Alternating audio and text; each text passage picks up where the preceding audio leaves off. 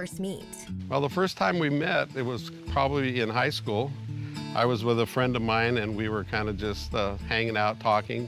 It was a sunny afternoon, and I noticed this couple of girls across the street, and one in particular. I didn't know her name, and I remember asking him, do you know that girl? And he said, of course I do. And I said, can you do me a favor? Can you invite her over so we could get a closer look?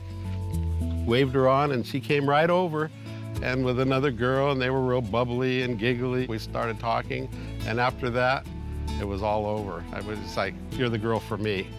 And there was no turning back. From that day forward, I couldn't wait to see her again, and I didn't care to look anywhere else, and it was love at first sight on my part. I don't know on her part. She probably has her own story. No, we were young, 16 and 17, so that's pretty young. But then later on, it seems like no matter where we went, he was there. He always made sure he was there. He became my friend first.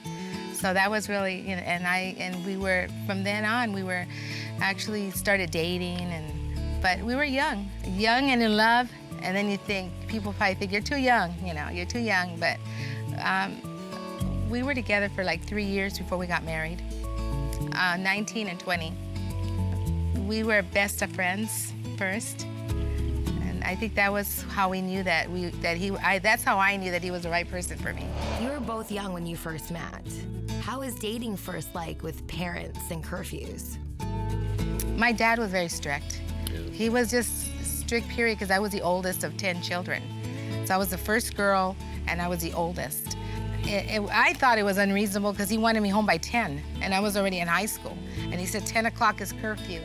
So I would find ways to sneak out, and that wasn't good. I would find ways to, you know, sneak in. I'd crawl in the window, and then my sister, we used to share a room, and she was like 3 years younger than me, and so she would say, I'm gonna tell Dad, and then she'd say, and I would say, oh no, I'll give you whatever you want. I said, you can wear whatever you want of mine, and don't say anything, and things like that. And then I would, one time I even put like a bunch of like pillows and blankets and shaped it like it was my body asleep, so that when he'd look in, he thought it was me. We had a lot of fun. I had a lot of freedom.